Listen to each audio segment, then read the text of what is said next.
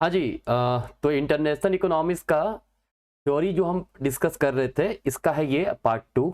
Part 1 में मैंने बताया था मर्केंटिलिस्ट थ्योरी क्या है, ठीक है। इसके बाद मैंने बताया था एब्सोल्यूट कॉस्ट डिफरेंस थ्योरी क्या है, जो कि एडम स्मिथ ने दिया था, ठीक है।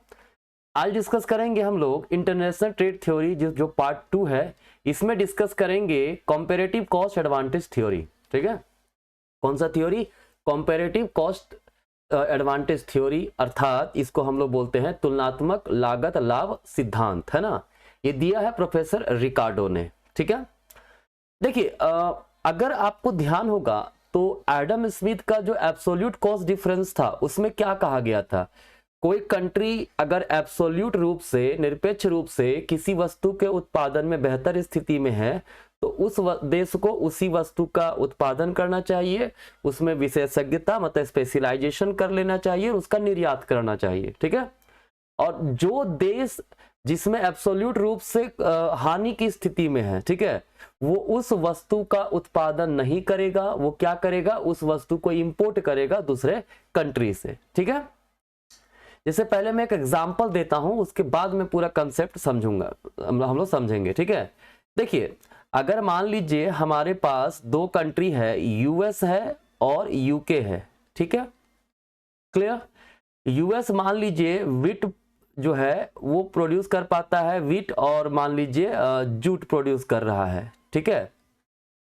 विट प्रोड्यूस कर पाता है 50 बसेल्स पर लेबर, यूके कर पा रहा है 20 बसेल्स पर लेबर, ठीक है। जूट ये कर पा रहा है मान लीजिए 30 और ये कर पा रहा है मान लीजिए 50, ठीक है।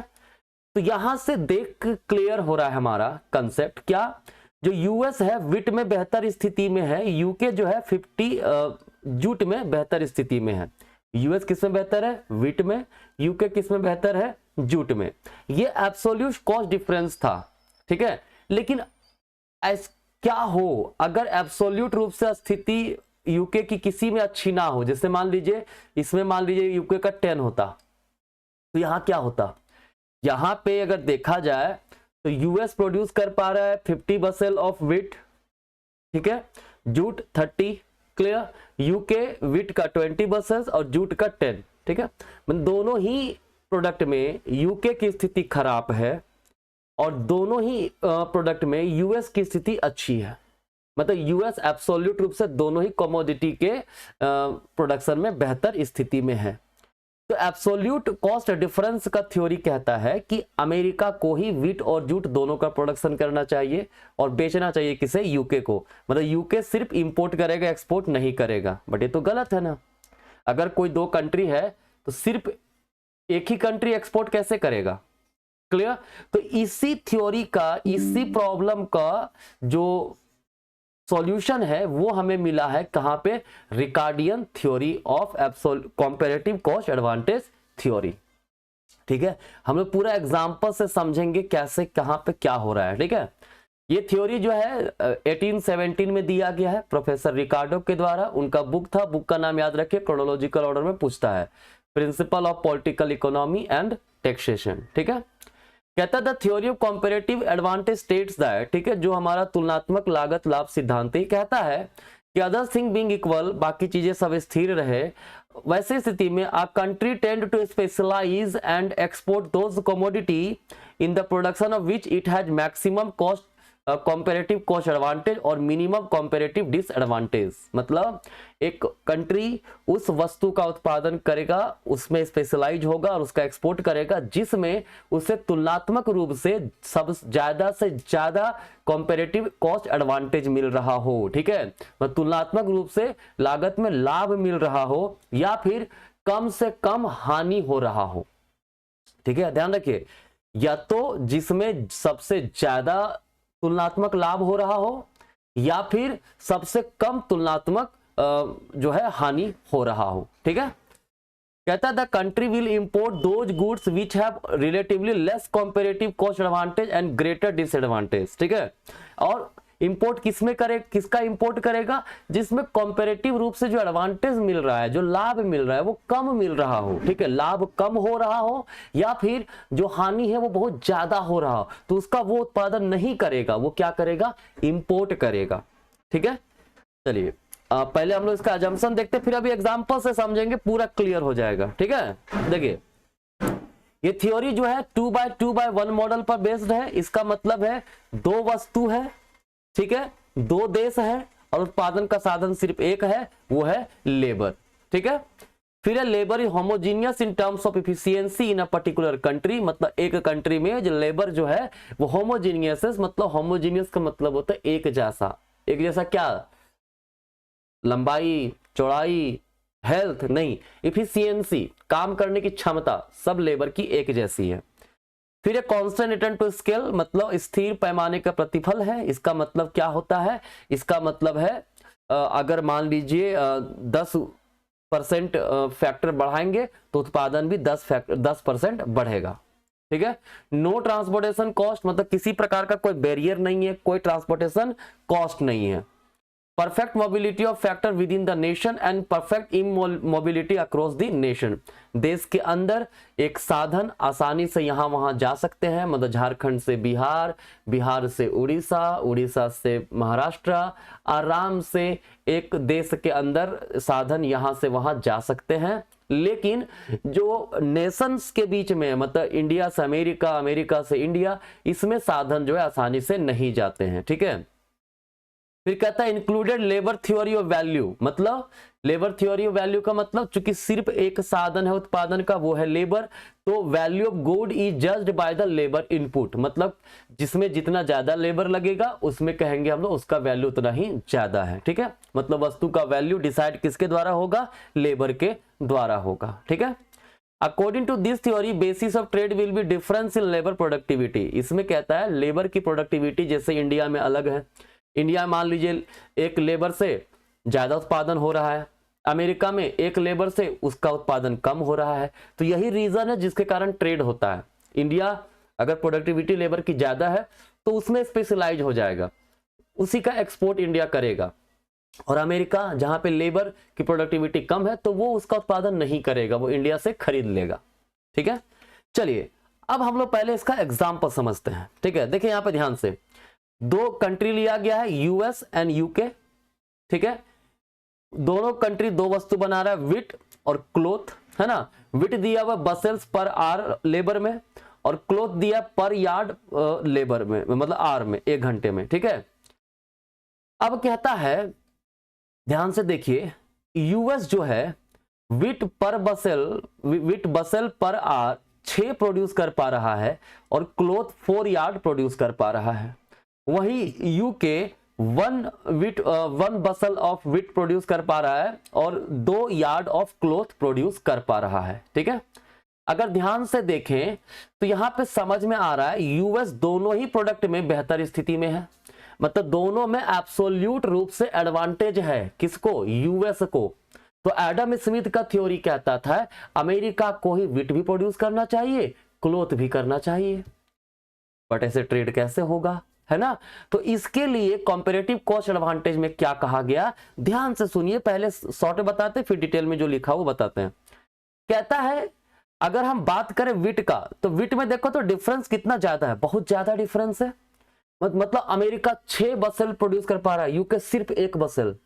ठीक है, बहुत ज्यादा लॉस हो रहा है यूके को, और बहुत ज्यादा अच्छा स्थिति में कौन, यूएस है। अब अगर क्लोथ की बात करें तो यूएस प्रोड्यूस कर पा रहा है 4 यार्ड और यूके 2 यार्ड्स। ठीक है, मतलब उसका आधा। क्लियर, मतलब अगर हम अमेरिका के पॉइंट ऑफ व्यू से देखें तो विट में बहुत ज्यादा डिफरेंस है यूके और यूएस के विट में, यूके मात्र 1, यूएस 6। ठीक है, वहीं अगर क्लोथ की बात करें तो यूके को कम लॉस है। ठीक है, यूके जो यहां पे है अमेरिका बना रहा है 4, तो यूके बना रहा है 2, मतलब उसका आधा तो कर पा रहा है कम से कम।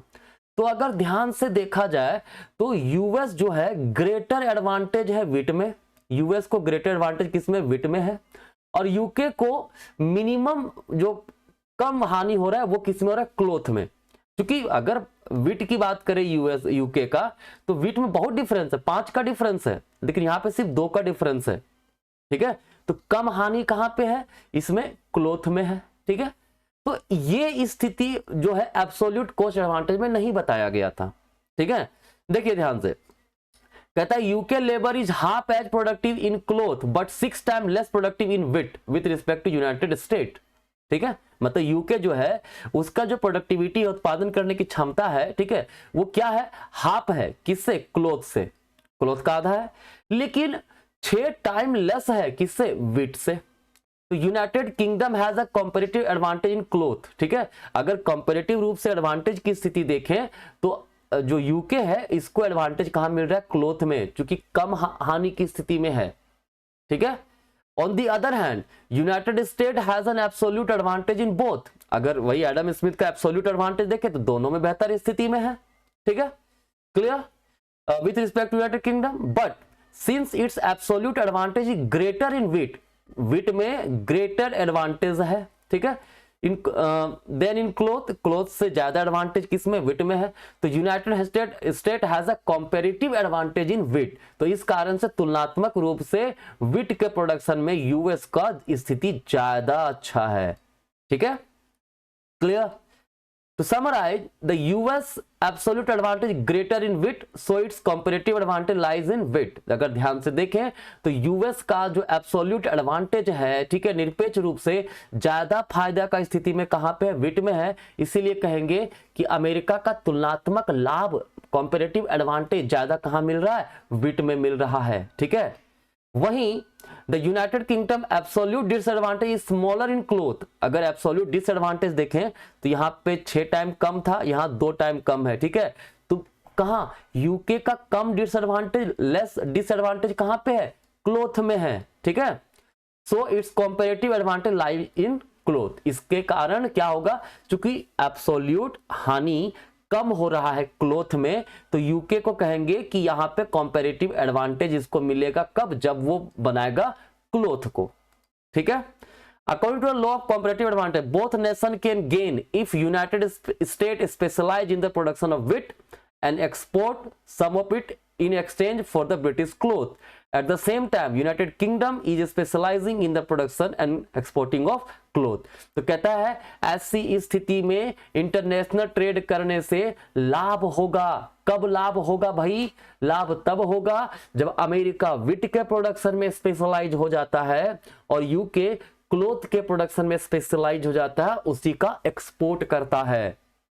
ठीक है, ये है कंपैरेटिव एडवांटेज का फायदा कि यूके की स्थिति दो एब्सोल्यूट रूप से दोनों में खराब है, फिर भी यूके एक्सपोर्ट कर पाएगा। ये कंपैरेटिव एडवांटेज थ्योरी में बताया गया है। ठीक है, बड़ा सिंपल थ्योरी है ये, है ना। बाकी दिक्कत होगा तो हमसे बता सकते हैं, लेकिन इसका बहुत ही क्रिटिसिज्म भी किया गया।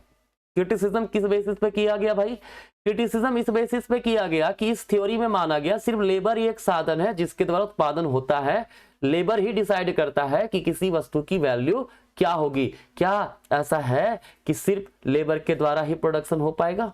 नहीं। इसके अलावा कहा गया लेबर की इफिशियंसी एक जैसी होती है, होमोजीनियस माना गया। क्या लेबर की इफिशियंसी एक जैसी होती है? सबकी काम करने की क्षमता क्या एक जैसी है? नहीं। फिर कहता है perfect mobility of factor with in the nation and perfect immobility across the nation. नहीं, आज के समय में इंडियंस लोग कितने विदेश में काम कर रहे हैं और विदेशी लोग इंडिया में काम कर रहा है। ठीक है, तो परफेक्ट इमोबिलिटी कहां है? आवागमन तो हो ही रहा है। ठीक है, कोई दिक्कत नहीं है। तो ये है हमारा थ्योरी किसका, रिकार्डो कॉस्ट एडवांटेज थ्योरी। मैंने जितना बताया ध्यान से सुन के, अगर आपने कंफ्यूजन हुआ तो बैक करके आप सुनिए। ठीक है, और जो जो आपको यहाँ पे दिख रहा है स्क्रीन पे जो लिखा हुआ चीजें, वो आप अपना नोट भी कर लीजिए कॉपी में। इससे क्या होगा, आपका जो कंसेप्ट है और भी ज्यादा क्लियर हो जाएगा। ठीक है, चलिए धन्यवाद।